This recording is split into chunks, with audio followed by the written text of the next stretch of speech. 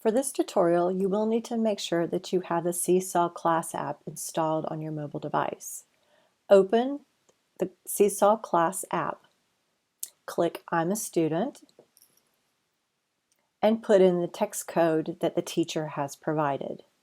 Don't worry about leaving spaces in the code. Click Go once the code is in.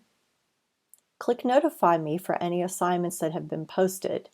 To sign out, click the avatar and then click Sign Out.